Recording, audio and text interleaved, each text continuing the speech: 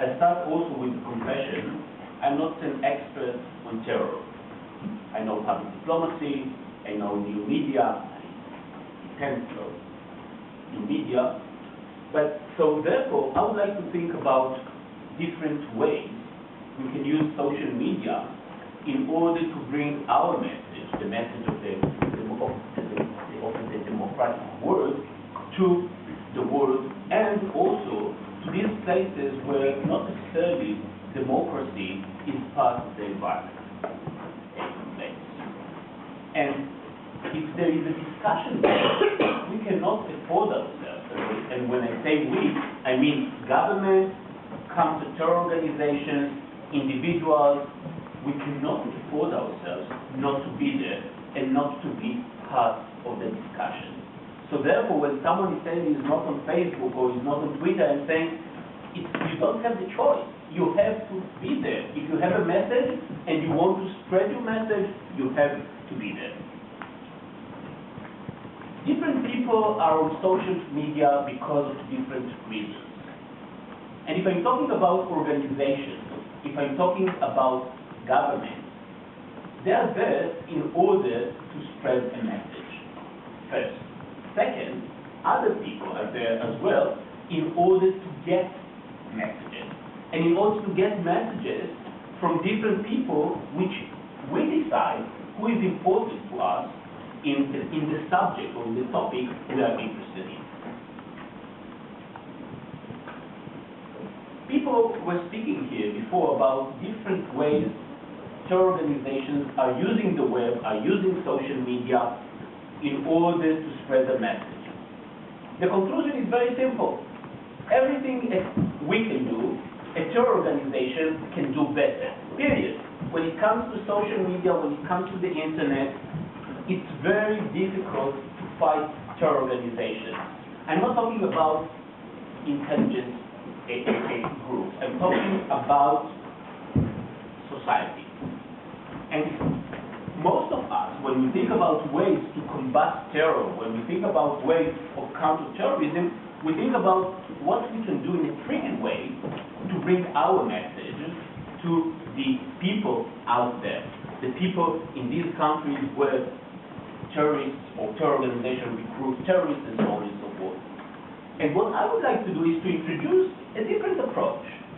Since I know public diplomacy, and public diplomacy is public, I would like to see how we can use public ways to bring our message.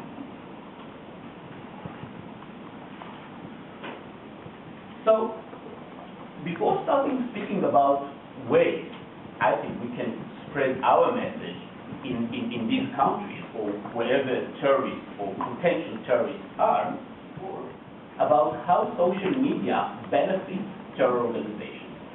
Try to think how September 11 would have looked like if social media, if Facebook or Twitter or YouTube would have introduced already. Try to think about all these videos we could see from all the people which were stuck on the Twin Tower in World Trade Center, sending their messages to their beloved, trying to bring from the horrible place they were in their message to the world. And by the way, this is something which could benefit the terror organizations. Why?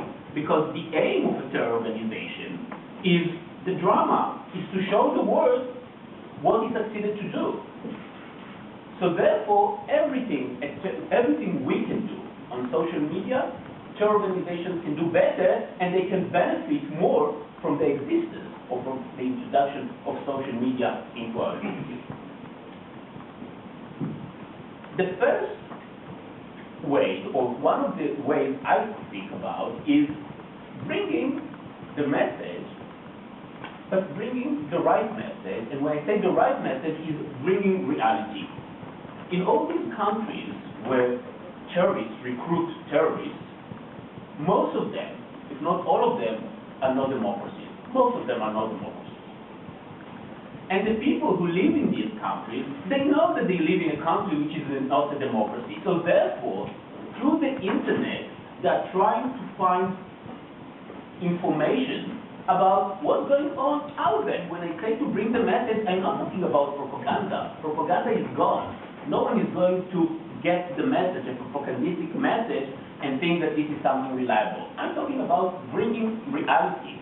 I remember the first day, Ami Ayalon, the former head of Shabak, when he was talking about the Palestinian terrorists, when he was talking about ways to bring hope or ways to improve our situation in the region, he was saying something very simple. He said, when you bring hope, when you bring information, when you show people on the other side that there is a future, that there is a positive future, that they are more optimistic, and then the incentive they have to carry out terror attacks is reduced.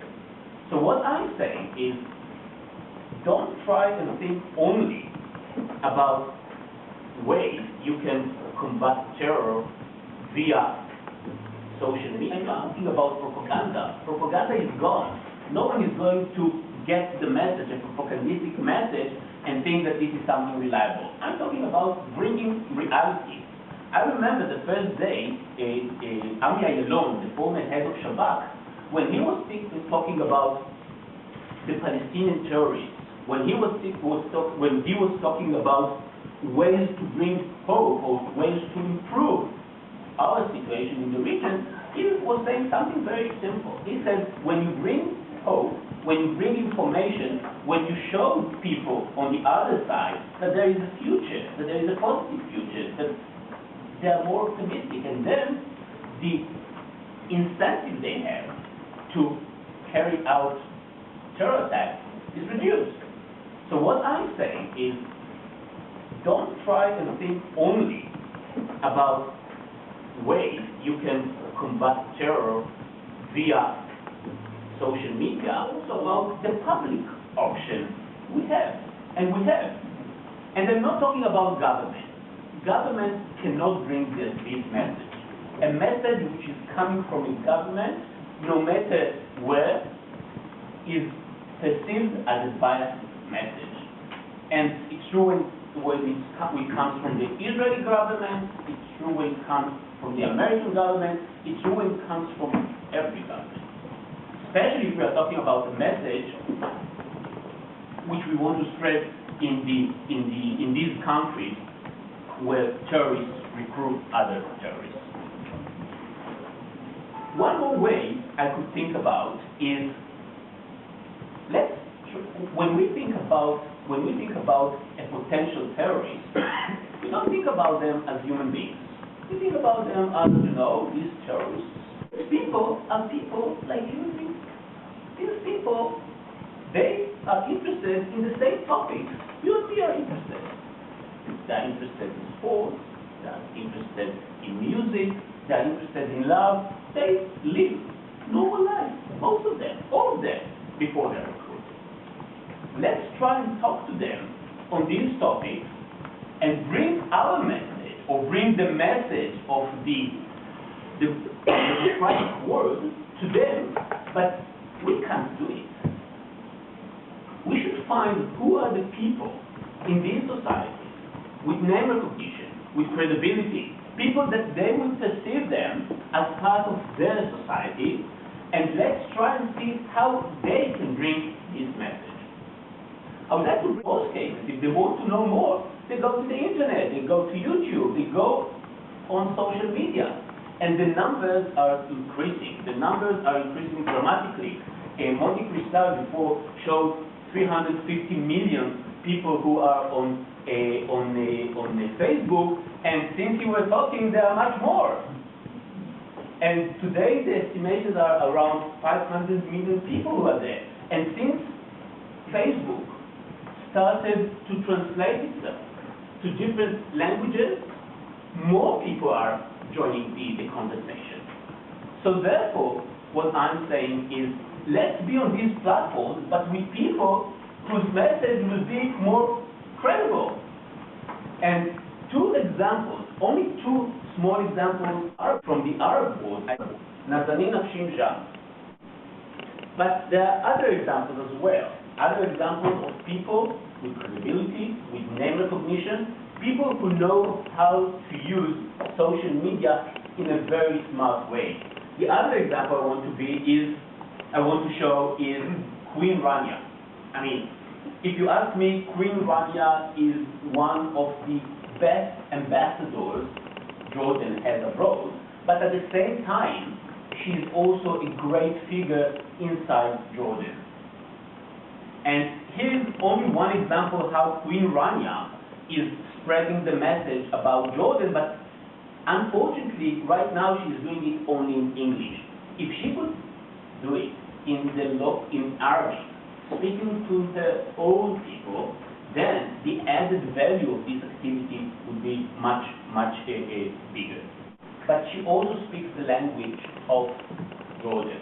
Jordan only as an example. We can bring other examples from other places as well, where local figures with a name recognition and with credibility can bring this message of hope to the people. Because don't forget, when we think about terrorists, it's not really what terrorists are really in everyday life. And especially if we are talking about recruiting, especially if we are talking about the young generation, the next generation of potential terrorists. Let's don't forget that these are people like you and me, and things that can convince us, or things that are relevant for us, or the way we perceive the world, is the same way they perceive the world. So it's true, we can find all these obscure figures who are surfing the internet, trying to spread this message of hate, but at the end of the day, let's try and think also about all the people there, the potential terrorists, who can still get the message from the